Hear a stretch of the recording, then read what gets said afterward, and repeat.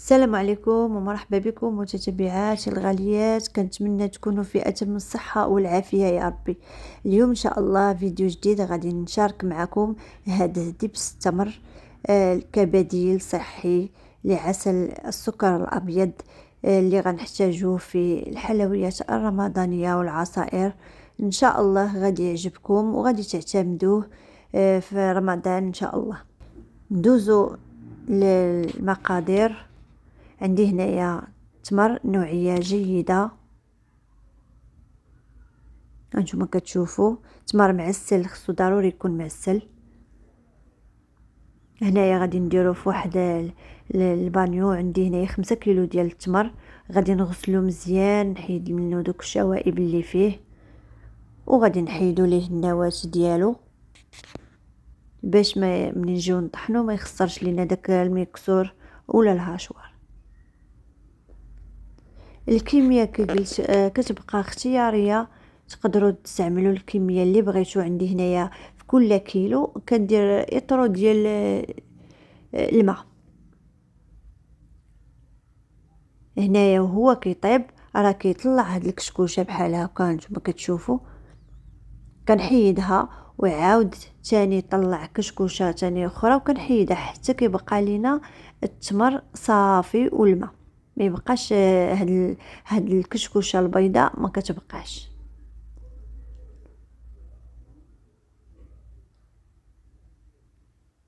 هنا بعد ما طاب هاهما كتشوفوا اللون ديالو كتغير.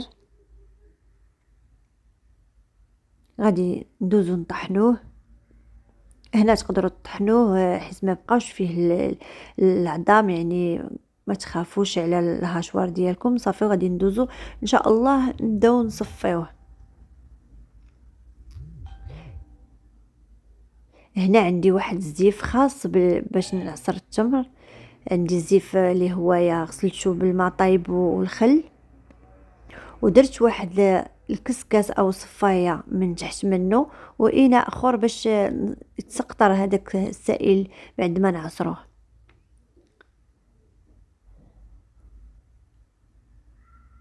هانتوما كتشوفوا عندي هنايا ديك الصفايه. هنا راه باقي سخون، ما قدرتش نعصروه حتى يبرد واحد شويه. نتوما كتشوفوا هذاك السائل اللي كيهبط كيديروا كيبقى دوك الحشلاف اللي شاط لينا ديال التمر، يعني دوك الالياف وداك الشيء كيتجمعوا في هذاك الزيف. هذه هي العمليه الصعيبه في هذا العسل باش نصاوبوه. هذه هي العمليه الواعره وكتبغي واحد الجهد كبير. كتعصروا حتى كنحيدوا منه السوائل كاملين اللي فيه.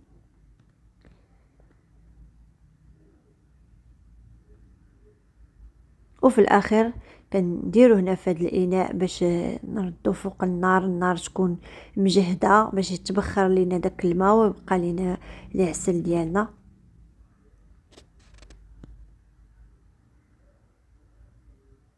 راه كياخد مده طويله فوق النار.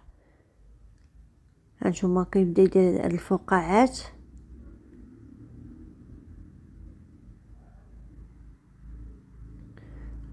صافي وغادي نجربوا هذيك نتستيو هذيك التقوليه ديال العسل، بحال تقريبا العسل ديال السكر تماما.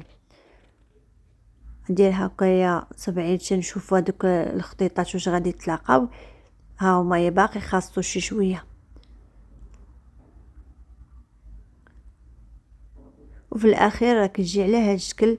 نتوما تقدروا تحكموا في التقوليه ديال العسل. بغيتوه تقل من هكا راه كتعاودوا مازال كتردوه فوق النار. هنايا راه كافي بركه بارد.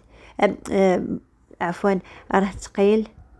صافي غادي ندوز نعمرو انا في هاد القريعات ديالي. هذا راه تقدروا تحتفظوا به اكثر من سنه ما كيطرى ليه حتى حاجه، كيبقى مزيان ما كيطرى ليه والو. وتعتمدوه بحال هكا للدهين ديال المسمان بغرير والحلويات الرمضانيه كاملين راه كيصلح ليها، وحاجه صحيه احسن من السكر عسل السكر الابيض اللي راكم كتعرفوا. الا قدرنا نبعدوا عليه ما امكن يكون احسن.